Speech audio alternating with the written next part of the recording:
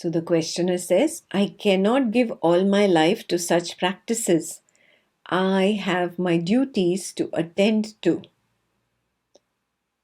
Maharaj says, by all means, attend to your duties.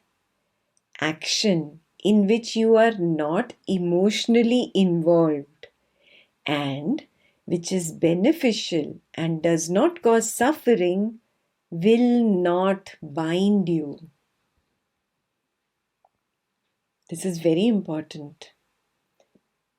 Most of the times you make excuses. Oh, I have this thing to do. I have that thing to do. I have to go to my son's this and that, my parents that, and I have to take care of the family. I have to get the bread and butter to the table. Oh, spirituality, all this practice I'll do when I'm 75 years old. Now I can just take care of my life. And yes, for some temporary relaxation, I come listen to all this spiritual talk. Mind feels a little happy. It feels it has a goal for when it gets to 75. Good, good. Ego is boosted. Nice walls built around me by amassing some scriptural knowledge. Done. Back to the drill of the waking dream. No point. No point. Yeah. Maharaj says very clearly, you can do all this. You do the action in which you are not emotionally involved. Means the I is at the periphery. It's letting the body-mind go on doing its act per the script. Remember, the script is for the body-mind. The script does not apply to the witness consciousness. The body-mind is programmed. The witness consciousness is not programmed. The witness consciousness has the freedom to recognize I am consciousness and stay beyond. And witness consciousness has the freedom to fool itself and think I am the body-mind. And I have to take care of this samsara. Oh, I am bound by this samsara. It throws out its own stories and believes in its own stories and gets bound by its own stories.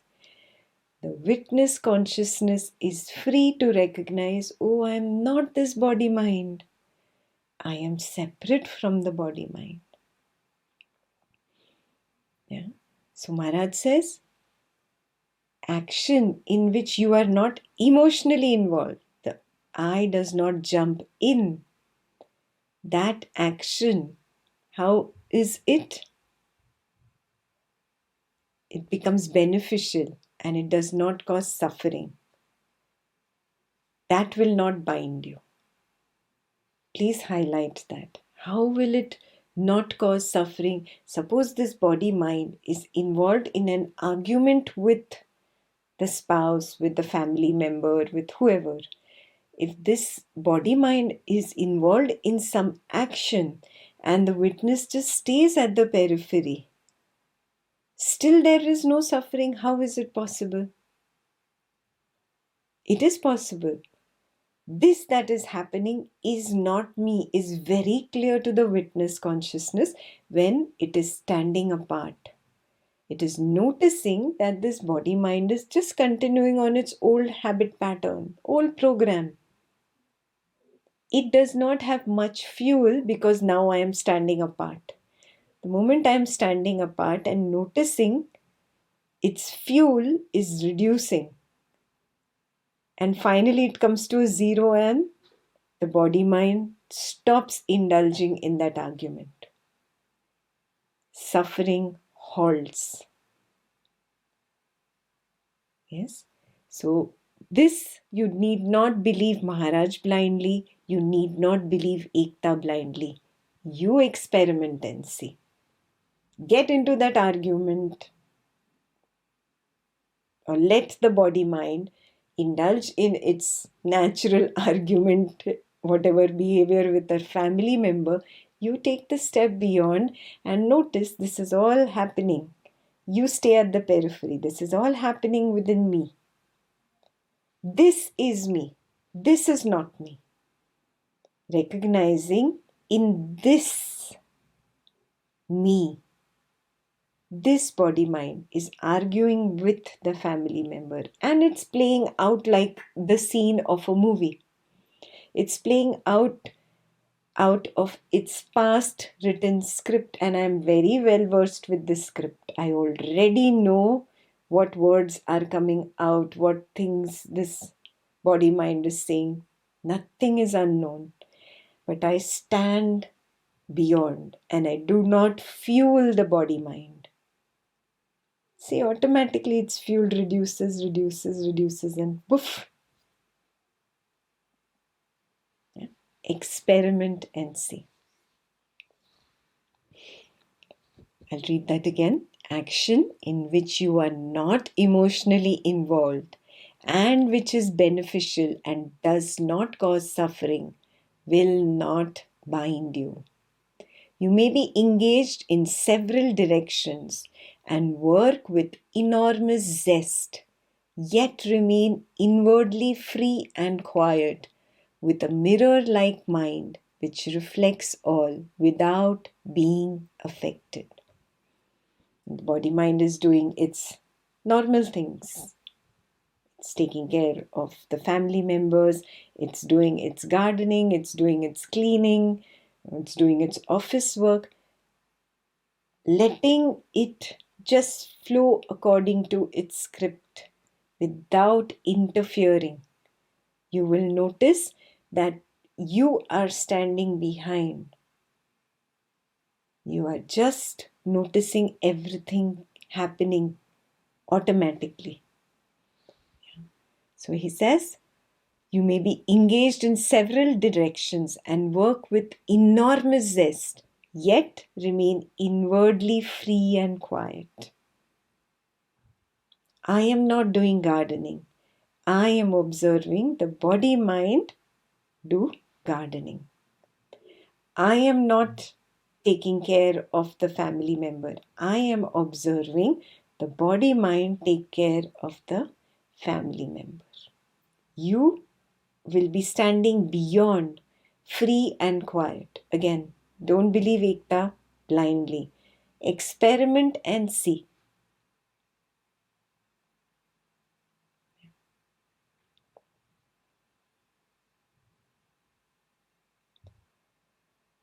With a mirror-like mind which reflects all without being affected. That's beautiful. Look at the mirror. A mirror reflects everything, but it cannot be touched by that which it reflects. It can reflect the garbage lying on the street, lying in the garbage bin, around the garbage bin. The mirror can reflect that garbage, but the garbage cannot touch the mirror. Clear? It remains untouched. Similarly, this mirror can reflect a holy man. All the holy temples, it remains untouched by that too. Whatever this mirror reflects, it remains untouched by that which it reflects. Exactly like that. When I take the stand as the witness consciousness, I remain free and quiet. I am reflecting the body doing gardening in the garden. But I am not getting my hands dirty. I remain free. I am reflecting this body mind involved in a conversation with the family member. But I remain free. I am untouched. Super clear? So the questioner is mesmerized by this. He says, is such a state realizable? Is this even possible? Maharaj says, I would not talk about it if it were not.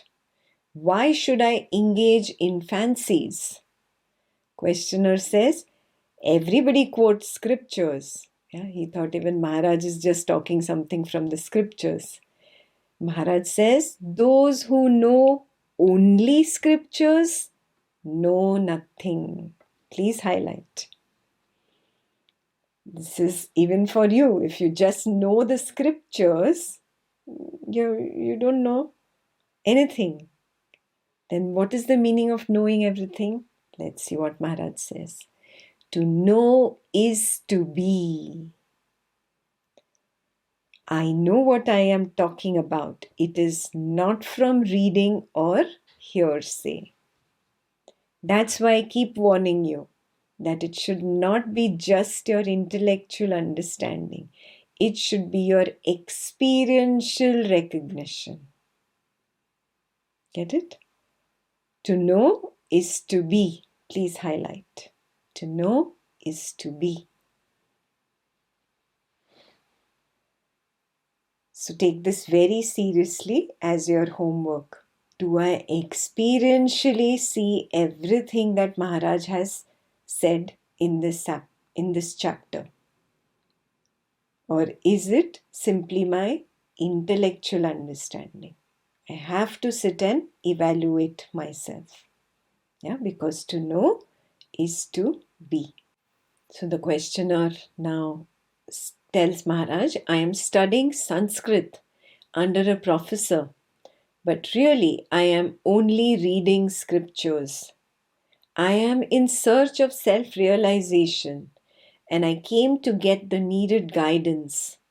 Kindly tell me, what am I to do? Maharaj says, since you have read the scriptures, why do you ask me? Questioner says, the scriptures show the general directions, but the individual needs personal instructions. How many of you feel like that? Okay, Maharaj has an answer for you. Your own self is your ultimate teacher, Sadguru, ultimate teacher. The outer teacher, Guru, is merely a milestone. It is only your inner teacher that will walk with you to the goal, for he is the goal. So, who is the goal really? This I. This I is the goal. Yeah? And this is the Guru. This is the inner teacher, the Sadguru. This Maharaj gives importance to the sense of I am. He says this is the Sadguru. Who is the disciple here? The mind. The mind is the disciple or the sense of person. I am this person. That sense of being the person, the belief that I am carrying, the conditioning that I am carrying of being the person, that is the disciple. The teacher or the guru is this I, the sense of I am. That is the guru. That is the goal itself. That is why you must focus on the inner guru, not on an external guru. External guru is just a milestone, Maharaj says. What is the meaning of a milestone? A milestone is just a signpost to give you some direction, which means an external guru just tells you, look within. It is giving you a sign. It is telling you the correct direction. That's it. That is the job of an external guru. You heard this in Ramana Maharshi's teachings on the Guru, and now you're hearing it directly from Nisargadatta Maharaj. Yeah? The external teacher is not the real Guru. Yeah? The external teacher is simply a milestone, or basically that which tells me in which direction am I supposed to go. It is the GPS. In olden times, they didn't have the GPS. That is why he has used the word milestone. If Maharaj would have been today in this modern age, he would have said the external guru is simply a GPS. It's telling you which direction to move into. That is all. You take directions from the milestone and you move on. Yes?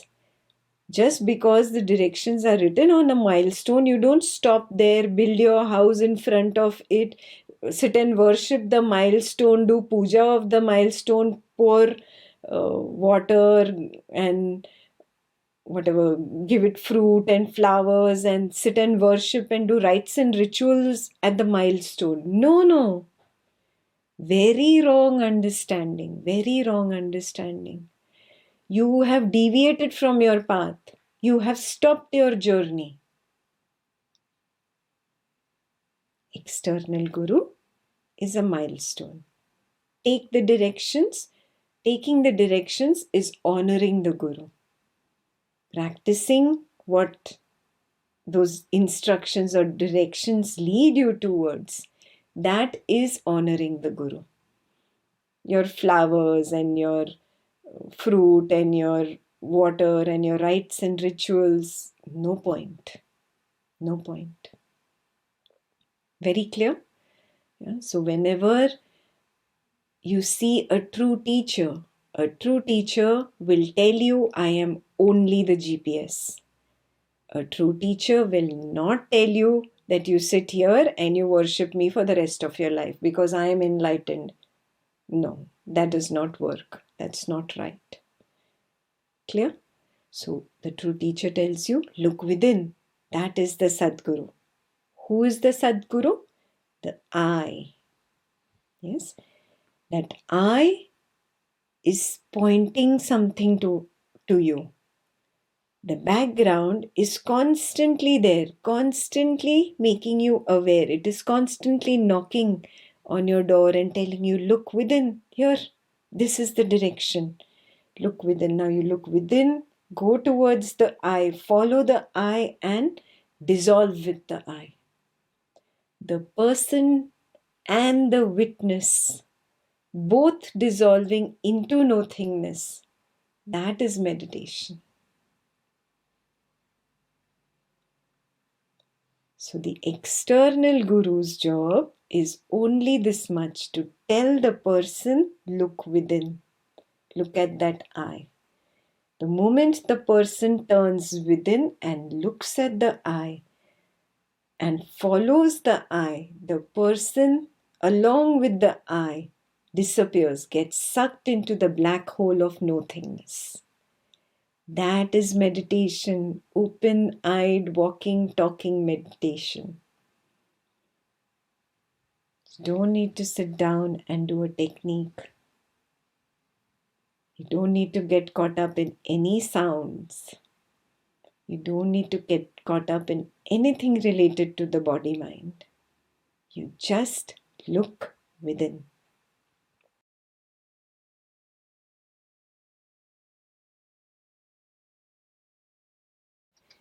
It's an important sentence, so I'll read it in Marathi as well.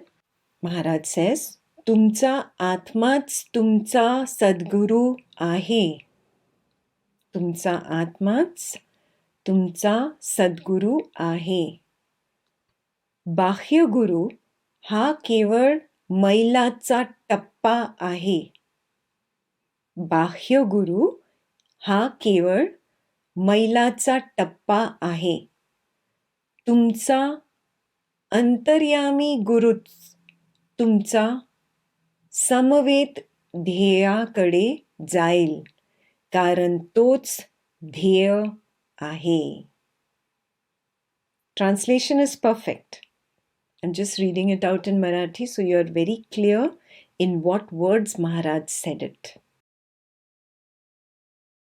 If Maharaj was that kind of a guru who wanted more and more people come to me, worship me, think about me as the enlightened one and get a Nobel Peace Prize for me and put my name up everywhere and make me popular. If Maharaj was that kind of a guru, he would not say these words.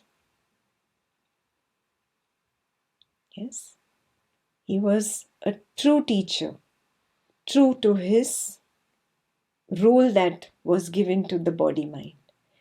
He said that the external guru is simply a milestone.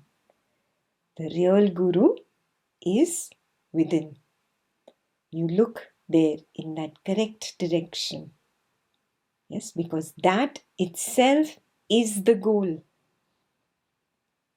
That is the direction and that is the goal. That is Sadguru. Clear?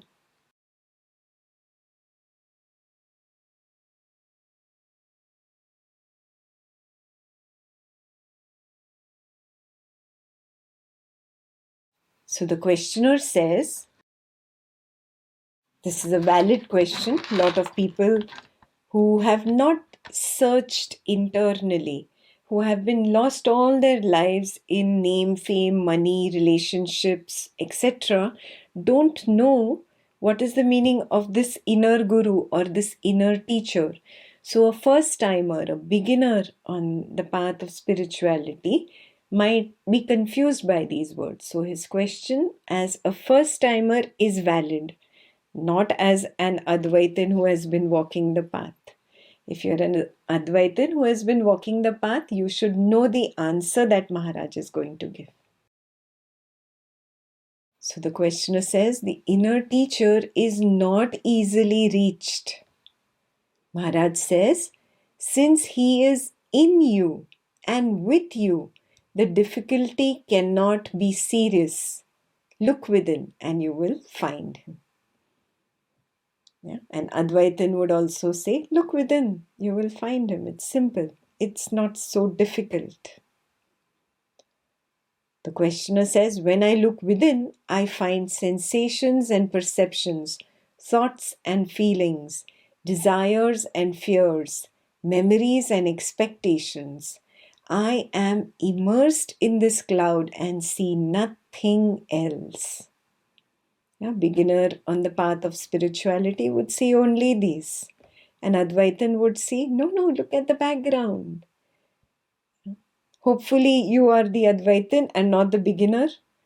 If you are the beginner and you have this question, then very strict instruction from my side, back to chapter 1. Please take it seriously, even if I am smiling here. Yeah, back to chapter 1. So Maharaj says, that which sees all this means sensations, perceptions, thoughts, feelings, ideas, concepts, expectations, memories, all these. That which sees all this and the nothingness too is the inner teacher.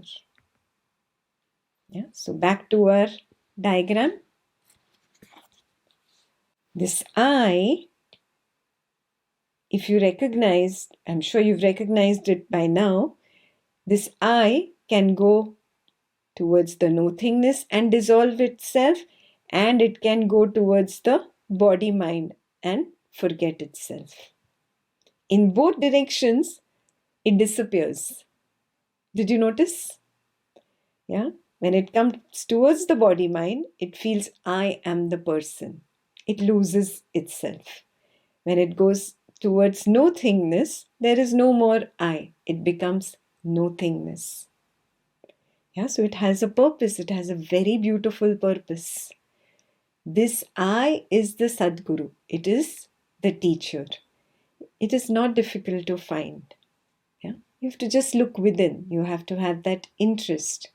And it is that which sees sensations, perceptions, thoughts, feelings, desires, fears, memories, and expectations when it is facing towards the person, when its focus is towards the person. And when its focus is inwards, it notices the nothingness. Very clear? So your homework is what from this? To recognize, am I able to maintain my position of this I and look both ways and identify both the sides. On one side, when I look towards the body mind, I see thoughts, feelings, sensations. I see all this mess. When I look at the other side, I notice the nothingness. Yeah? So that's your homework. Most important homework from this chapter. Something that I have to experientially recognize.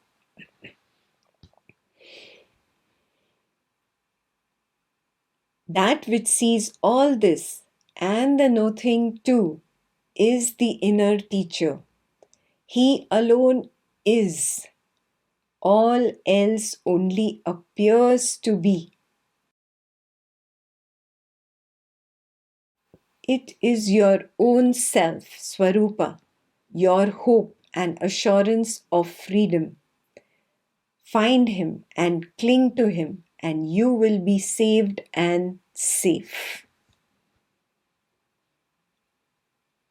Those are beautiful words. He is your hope and assurance of freedom. The Marathi word is Hami, for hope. Cling to him, he says. Cling to him and you will be saved. The translation is a little different.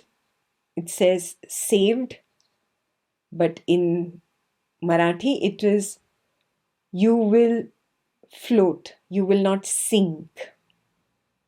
Yeah? You tend to sink into the ocean of Maya, no? And lose yourself. So you will not sink, you will float. That's the way it's written in Marathi. But he would have to explain it in like 2-3 sentences. That's why I think he just said, you will be saved and safe. So questioner says, I do believe you. But when it comes to the actual finding of the inner self, I find it escapes me. Maharaj says, the idea, it escapes me. Where does it arise? Questioner says, in the mind. Maharaj says, who knows the mind? The questioner says, the witness of the mind knows the mind. Smart guy, he got it very quickly. Yeah. So Maharaj said, did anybody come to you and say, I am the witness of your mind? Questioner says, of course not. He would have been just another idea in the mind. If somebody came and told me, he would be another idea in the mind. So Maharaj says, then who is the witness? The questioner says, I am. Maharaj says, so you know the witness because you are the witness. You need not see the witness in front of you. Here again, to be is to know. Beautiful dialogue, no? Ask yourself, did somebody come and tell you you are the witness? No. Even if Ekta pointed it out, still, Ekta could not go in and point out the witness to me. I had to figure out, oh, yes, this is the witness. But I figured it out without seeing. I could not turn back and look at the witness. I knew, aha, I am the witness. To be is to know.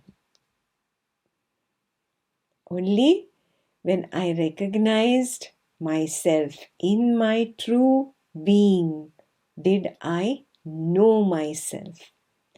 Till that time, I did not even know who am I.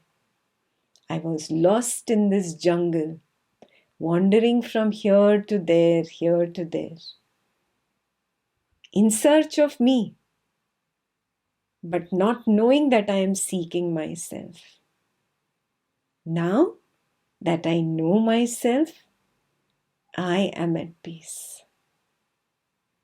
To be is to know.